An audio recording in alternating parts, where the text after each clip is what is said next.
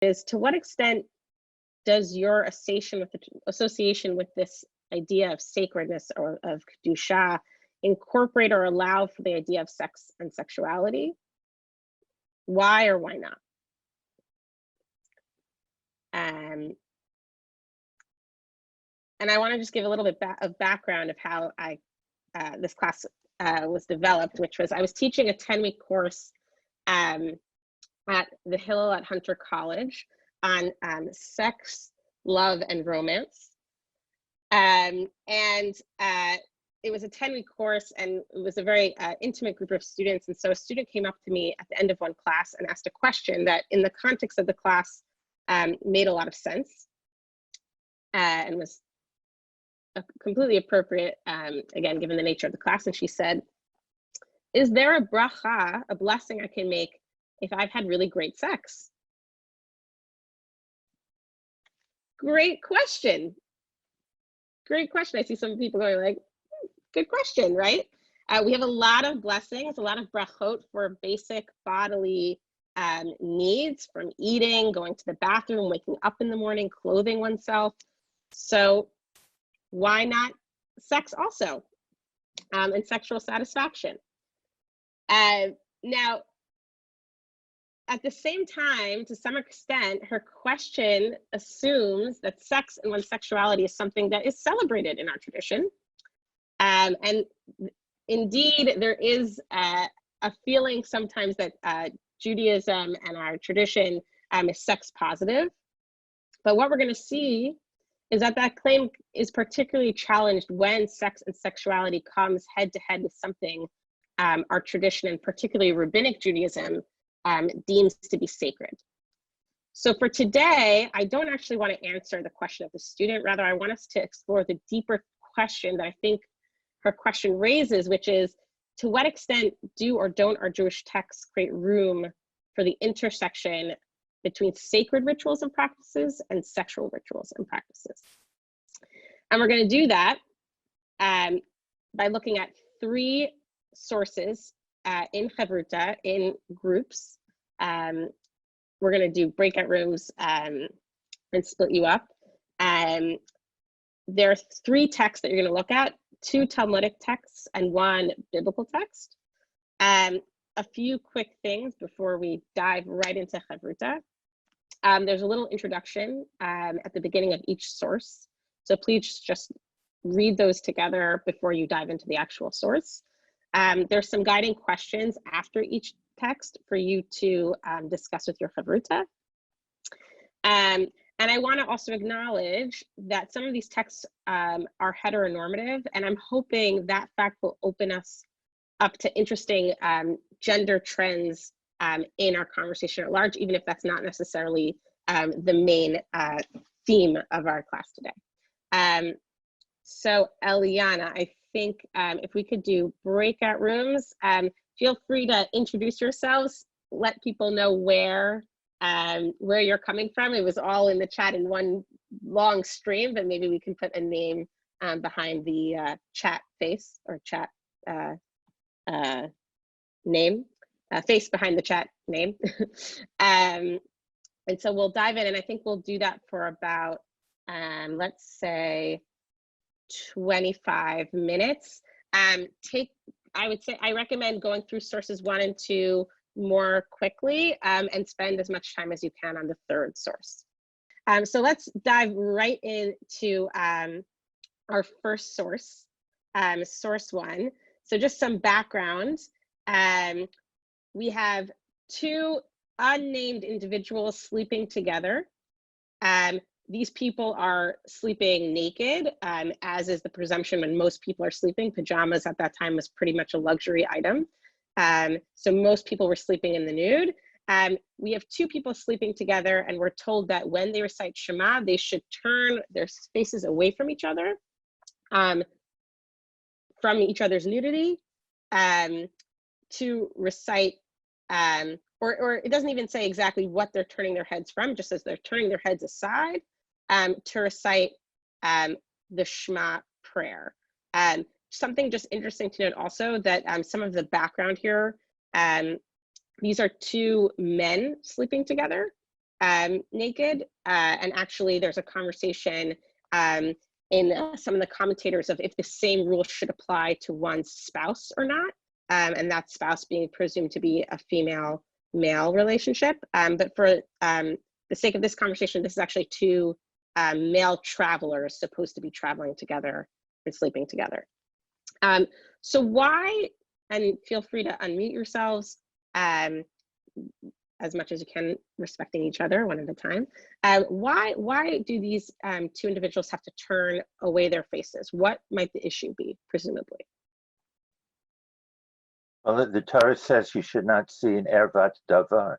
So you cannot face someone whose genital area is exposed when you're saying the Shema. I think that's the basic halachic principle. Great. So turning your eyes away from someone's literally their genitals, their nudeness. Any other thoughts?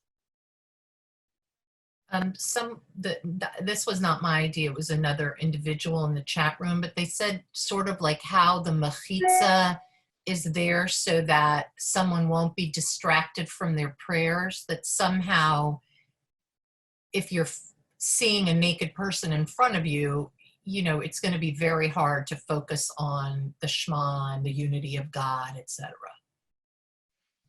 Okay, so first there's just potentially a general principle: you cannot look onto one's nudity when you pray, and now we're adding sort of a why might you not want to look at someone's nakedness? Because it might be distracting to you. Any other thoughts? And I saw Alan sort of nodding at the thought of the mechitza, so that was.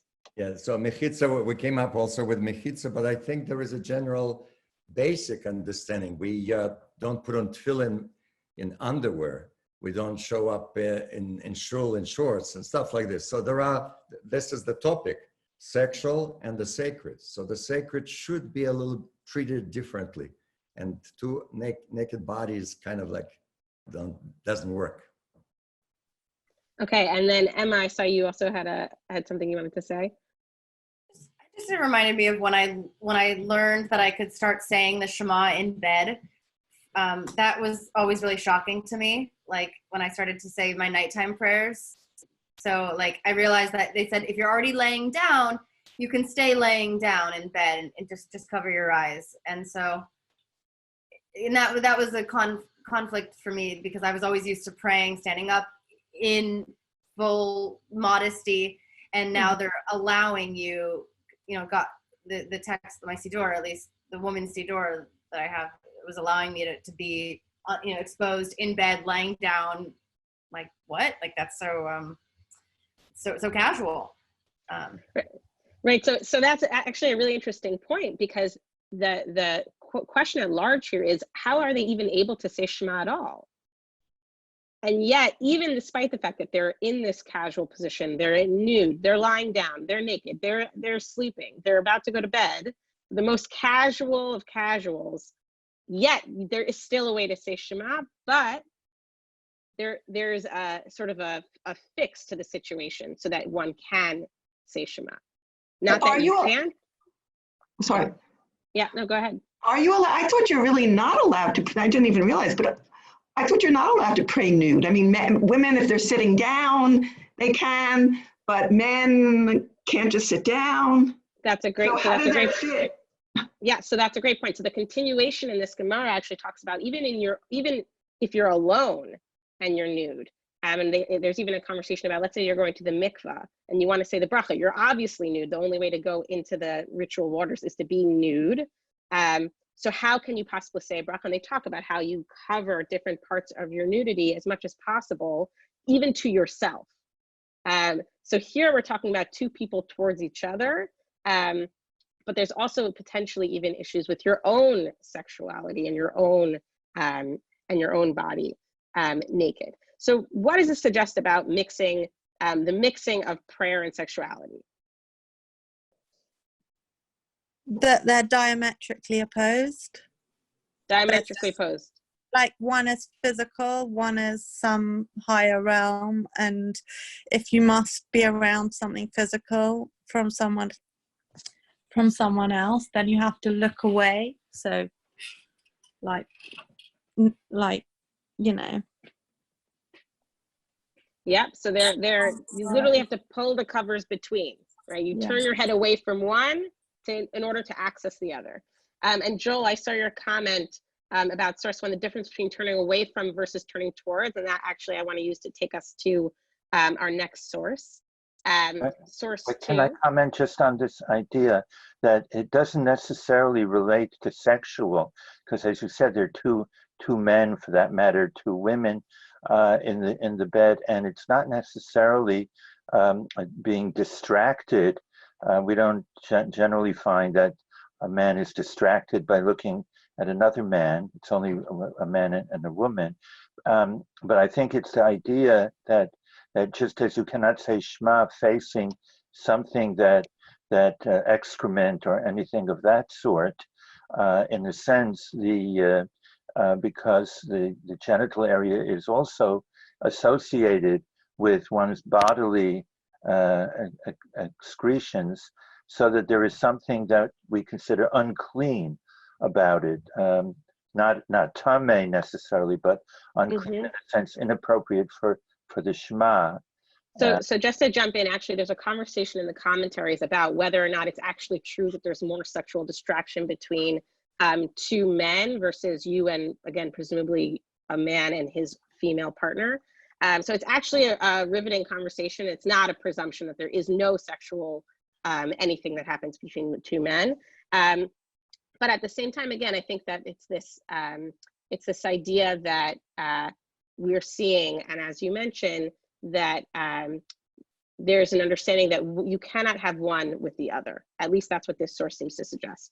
So I want to jump to source two. We move from a source that seems to suggest, right, no, diametrically opposed, to all of a sudden, and again, I'm inviting you to the traditional read of this text from Shir HaShirim, from Song of Songs, this idea that Shlomo HaMelech, King Solomon, is sort of writing this love poem between God and the Israelites, imagining God as this male king, and the Israelites as this sort of female maiden, and there's so much sensuality going on in this text. Fascinating also that Shlomo HaMelech, who is a man, is putting himself into the role of a woman and sort of imagining his sexual desire as a woman towards God. Also just really interesting in terms of gender play here. Why might one use this type of romantic, poetic, sensual language to relate to God?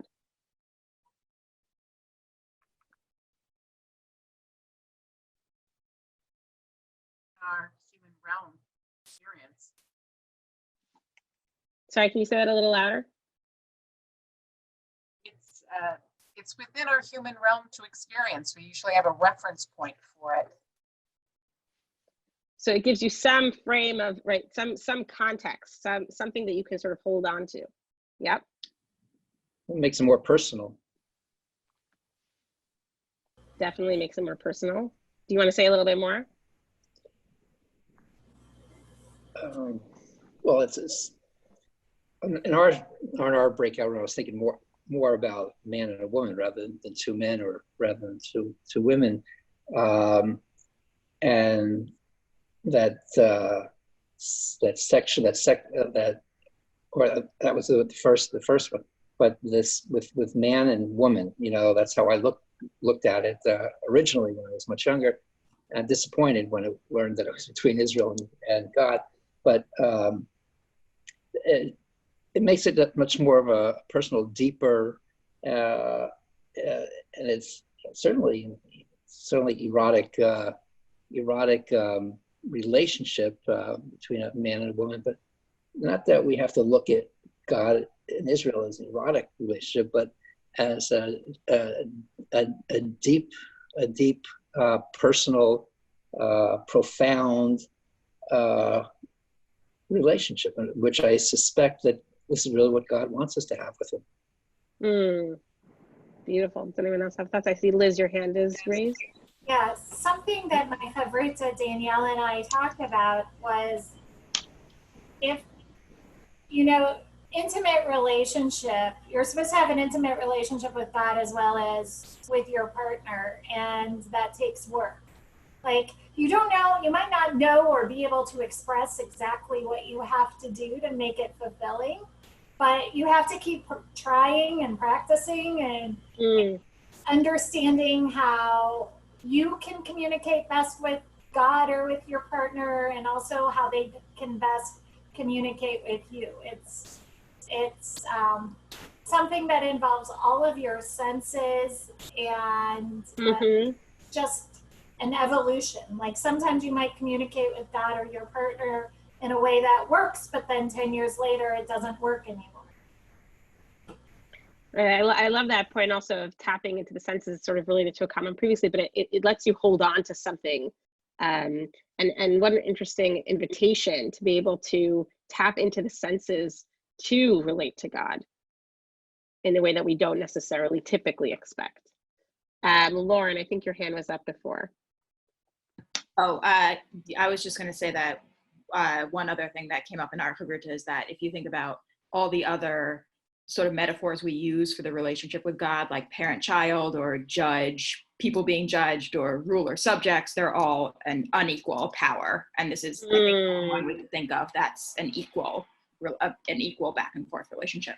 And that fits also really nicely with Liz's comment that this is a relationship that takes work.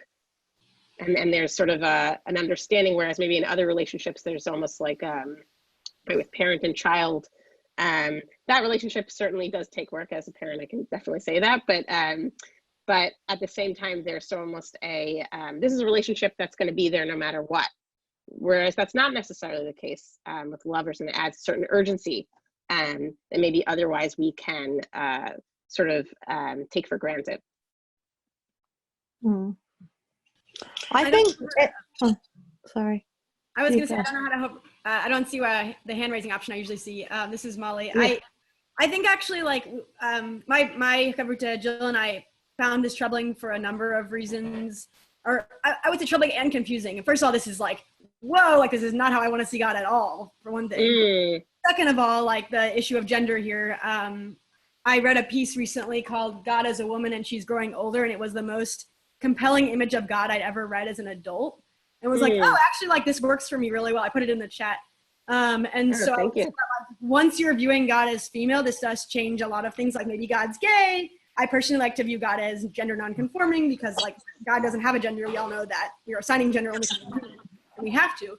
Another reason it's troubling is that if we're having sex with God, well, guess what? It looks like everybody else is too. God's clearly polyamorous, which, like, is like opening a whole new door that's confusing. And then fourthly, if it really throws the idea of monotheism for a loop there, for sure. Yeah, monotheism, but not monogamy. Right, exactly. Jill brought up the point, and I thought it was a really good one, that in our lives, if we are supposed to find deep spiritual and physical meaning and fulfillment in sex with one marital partner, now I know that not true for everybody, but in general, most people still seek one marital partner, then also having a relationship with God kind of alludes to Catholicism and the idea of a nun or priest marrying God, but, like, this is clearly not an exclusive relationship on either end. And so, like, how many sexual partners can one person have in addition to God? And, like, how many sexual partners can God have besides you? And, like, it just gets a little confusing. And sorry, one other thing, if God's a parent, as we often think of God, having sex with your parent is really messed up and, like, really confusing. So also another troubling thing about it. For sure. And I think that that's where holding on to all of those different models of relating to God can become really complicated and challenging, maybe not ideal. But I think your point, and actually I want to use this as a jumping off question, which is, you know, you're mentioning even your discomfort with this idea, and how many partners can you have in this, and can God have? And so what tension does this source raise with our first source? Right, in our first source, we had, you have to turn away completely from, you know, the nudity that's in front of you, whether it's your own or the person or your partner. And here we're talking about the sexual imagery of your nard giving forth its fragrance, So what tension do you see between these two sources potentially? Right. One seems like, I mean, even if you just read the source literally, like the Shir HaShirim, to me it seems very far-fetched to equate this with a relationship with God and Israel. But if you just read it as a very erotic, physical, poetic love story, it's acknowledging and affirming that way of relating to another, compared to, and if you read it as a relationship with God, on the one, I mean, it's obvious on the one hand, and then the other one, you have to look away from somebody else's genitalia in order to pray. It's opposite, but one seems very like rabbinic or whatever, like it came at a later date when people were much concerned with detail of mitzvot, and maybe it was influenced by what was going on around them, and the others much more, I don't know, poetic and physical. I don't know. Okay, and actually that's a great point. It's almost, you're saying that the second source is an actually earlier dated. Maybe it doesn't have the constraints that the first source, which is a rabbinic text, not a biblical text, already presumes. Which goes to the question of how can that original text, that biblical text, reinform that first source? And one thing that's come up twice, and I actually wanted to point out, which by, I think it was Joel and now Snait, which is the first word, that Hebrew word in source 1 of turning your heads away, actually is the word machzir, which means to return. And so almost there's an idea that we're actually, your original bedmate is actually God. And this turning is a return to your original relationship there, which is God. On that note, Shani, I developed a practice a couple years ago of writing love letters from, I would say, my higher self or from God to Emma, to my ego personality. It's been a really sacred practice for me to develop like a much more lover, much more like all of the ways that we can relate to God. I infuse into my love letters from them to myself, to use gender nonconforming. Because I also sometimes refer to them as my spirit guides, as I don't know, but it was taught to me the process as unconditional loving parents, basically. But I write like, you're so beautiful.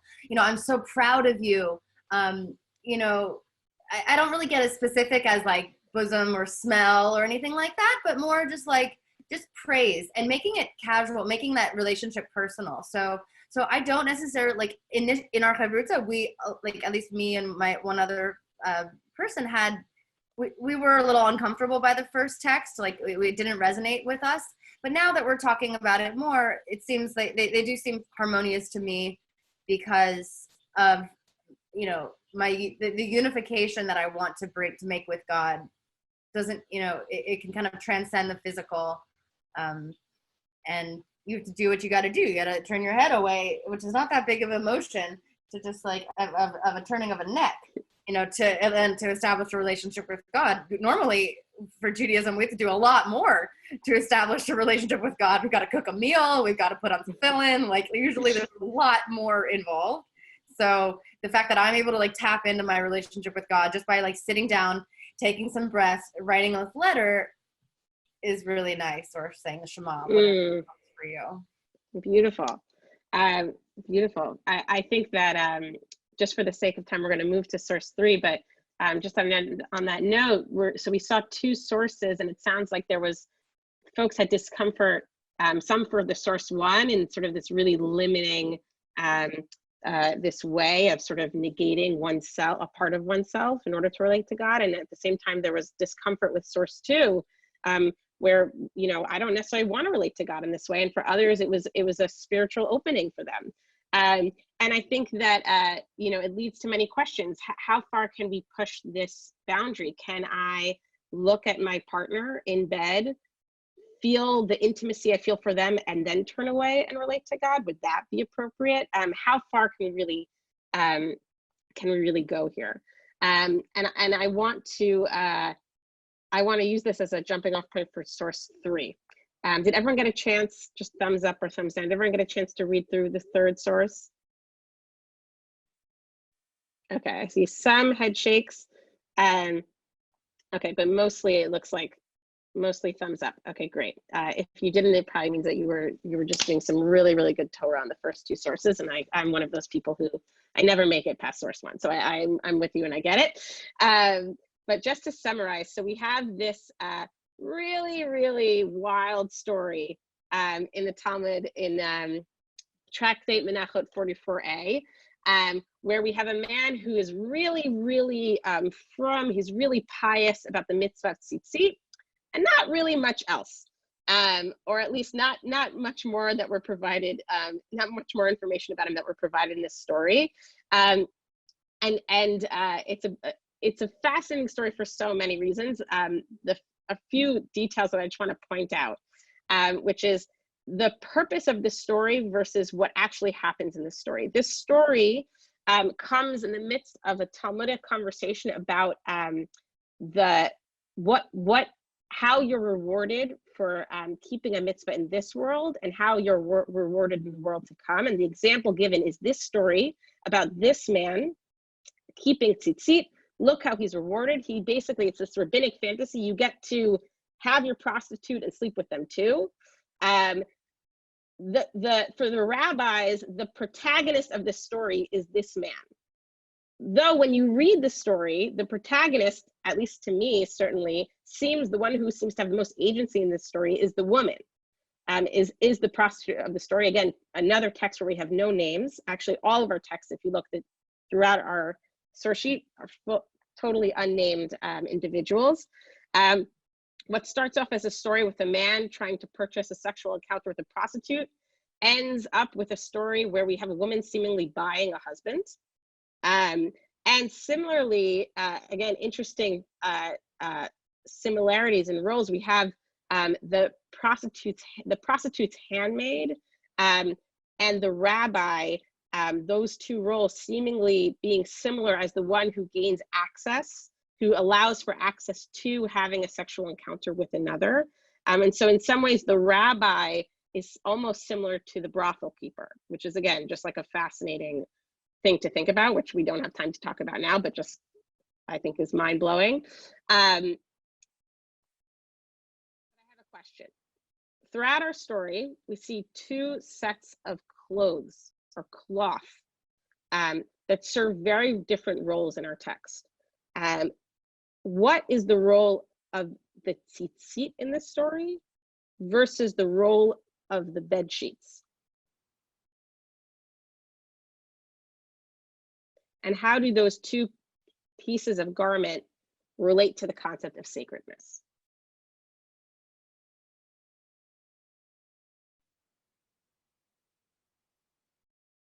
And maybe I'm going to invite people that maybe didn't get a chance to speak yet.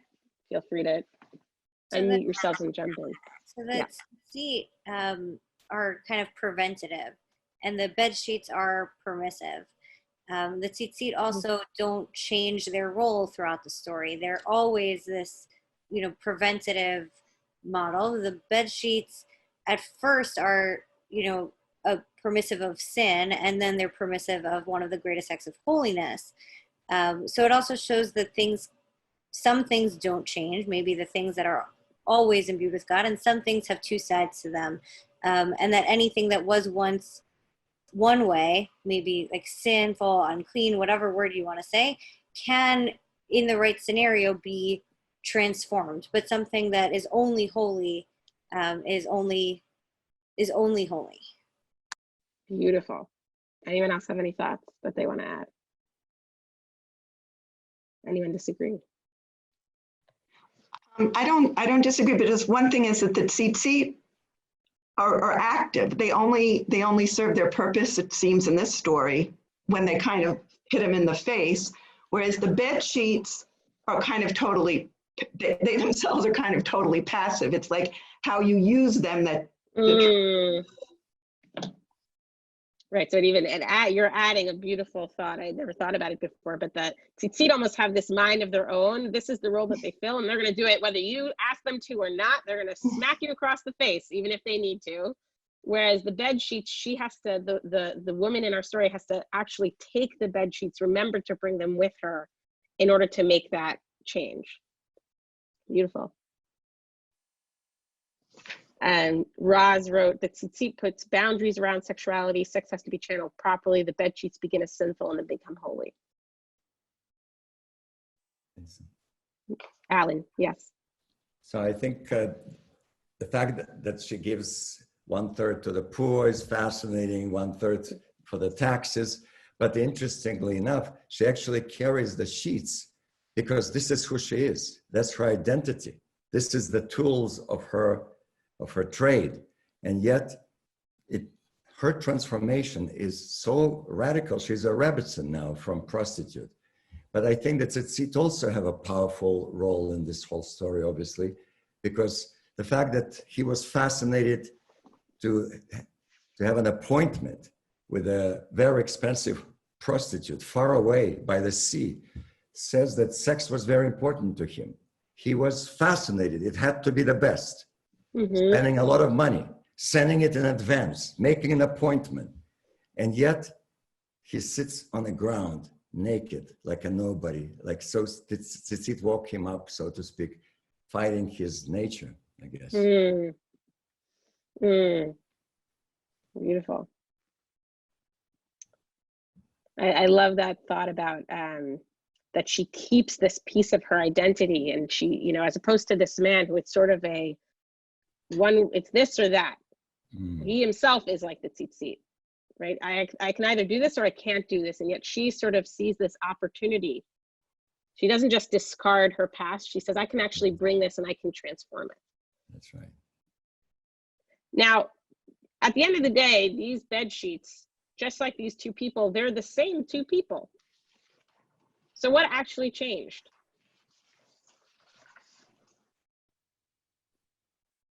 Can I ask something? With regard to the tzitzit, there's also that aspect.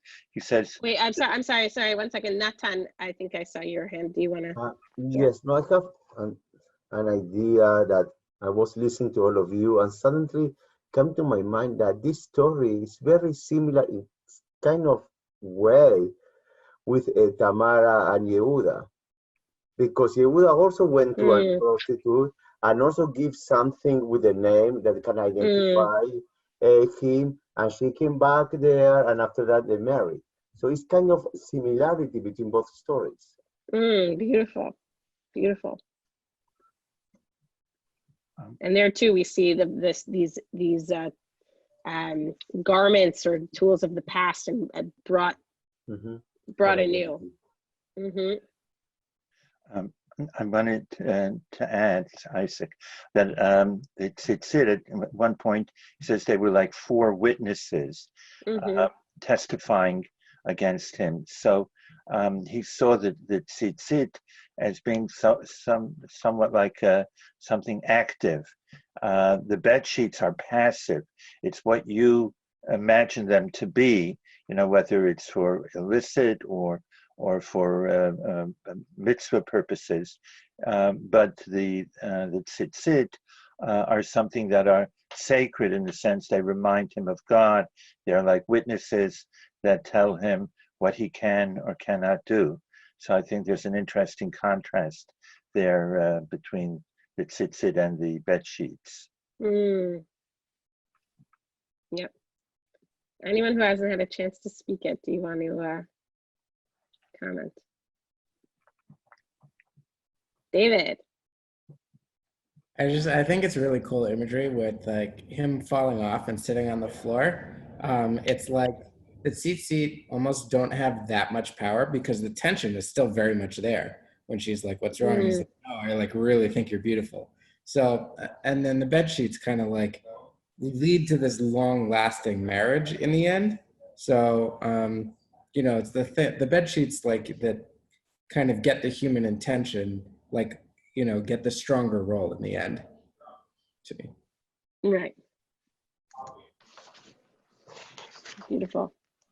So for you, the tzitzit are the things that is the garment that actually like wins the day. Like, to me, the bed sheets like kind of win the day, and the tzitzit are just like there to just prevent one act from occurring, like in the immediacy.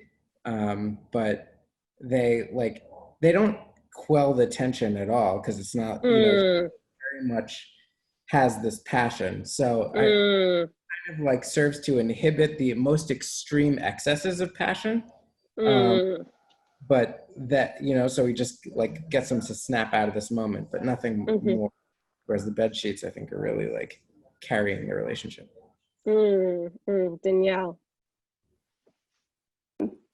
I was just thinking also the tzitzit were kind of a miracle, but the bed sheets were something that she had to do with her own, like with her own effort and actions, which maybe is why it leads to like a more lasting result in the end, because she actually made the choice herself to make something that was not holy. Beautiful. Yes. Anyone else who hasn't spoken yet? And I might just not see your hand. I'm sorry. I'm just going through these. Alan, I think your hand was up for a little while. Yeah, I just want to add one more point. I think tzitzit is the turning point of the entire story. Until that happens, he does not give a damn what's her name, who is she. She does not care who he is. It's just a business. After the tzitzit, suddenly they're both interested in each other. And my favorite part of the story, I love this story actually. My favorite part is that he gives her Dvar Torah. He could have said, listen, I cannot do this. But he actually goes deep. He says, there is a verse and it repeats twice. And this means this. He's like a midrash right there. So he cares enough about her to actually educate her at this point. So the tzitzit, they did it all. Right. Beautiful. And in some ways, even for the reader, we learn all of a sudden a lot more about our two individuals. We learn that he has this whole Torah knowledge that he's bringing with him. And we see her, right, dividing her assets in this way and seeking out this man in the Beit Midrash, and she's speaking with the rabbi and she wants to convert. And all of a sudden these sort of two one-dimensional characters become rich. That's right. At that moment. It's beautiful. Beautiful. We're nearing the end of our time. Oh, I see Jerry. Maybe you'll be our last comment. And I'm just going to pose the question: what might this text imply about the relationship then between sacredness and sexuality? But Jerry, I'll let you speak first. I really just had a question. The very last line of the story, at least in the English, seems to show some uncertainty about the reward later, after. But the context was the story supposed to, I thought, supposed to show you why the later is better. I'm just wondering, what is the meaning in the Hebrew and what that last line really might mean. And in terms of your question, I think this does try to link, right, that the sensual, even sexual, and the sacred can be united in given the right context, which is kind of merging maybe the first two, which is beautiful. And just to your question, so in the Hebrew, I think the tone to read it in is sort of this is coming in the context of Rabbi Natan trying to prove the point of how much reward you get in this world for keeping a mitzvah, even more so in the world to come. You get to, if you do a mitzvah, you get to appreciate its rewards in this world and the world to come. And so it's the idea of Zeh matan scharo. This is the reward. But olam hazeh, in this world, ula olam haba, in the world to come, ein yodea kama. I can't even imagine how much more. Like, if this is what you can get in this world, oh my gosh, imagine the kind of reward you can get in the world to come. So it's a positive to your question. Raz writes, sacredness and sexuality can be in relationship, but only in the context of marriage. Kiddushin, a sanctified relationship. But I'll just point out Alan's point, which is even at the moment of before there's even a marriage, the moment of the tzitzit hitting one another, we all of a sudden see the relationship between these two individuals change and begin to transform already in a more sincere way. So I'm just going to ask again, And people can write in, but you can also feel free to speak up. But what might this text, this last source, imply about the relationship between sacredness and sexuality?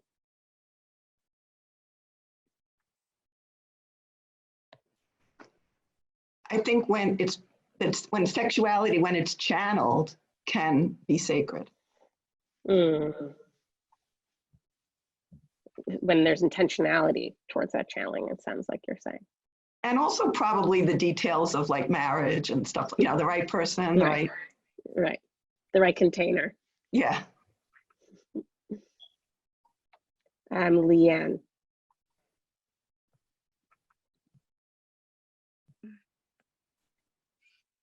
Leanne, did you want to say something? Yeah, I thought, I don't know, can you hear me? Yes, I can.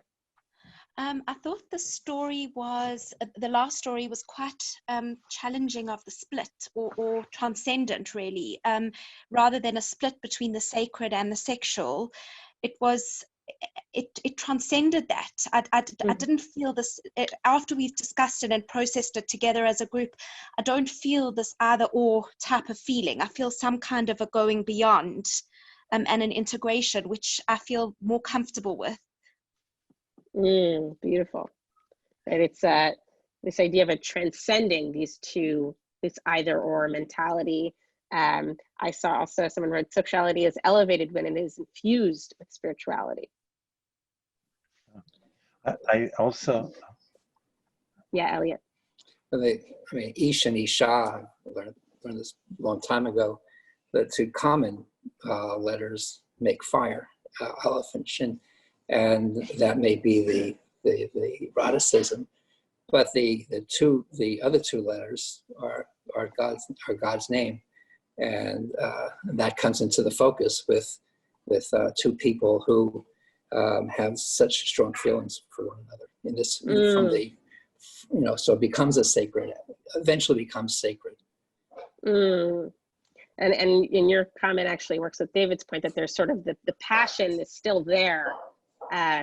It's just it might be channeled differently, or there's more to it than just pure passion, and nothing else. And I see Danielle write, sexuality becomes holy when you choose to make it holy. You have to put in effort, the act of turning away when you say the Shema, the act of bringing the bed sheets and sanctifying the relationship. That's beautiful. And I think people can keep writing in their thoughts here. I just want to end, it's 12:15, and that's the end of our time. And I want to thank you all for joining me and us all in this learning. And I want to give us a bracha, which is that in typical times, our relationship with God is sort of the outlier, in the sense that it's a relationship that we are kept from having a physical relationship. We have to sort of imagine creative ways to develop that close connection, as we see King Solomon do in Source 2. And I want to bless us that even in this time of difficulty and grief and loss, that we see the opportunity that we can have, and maybe even and do this choosing of making this time holy, of seeing the opportunity that we can have and being creative, and fostering those holy relationships with those that we cherish. So thank you so much.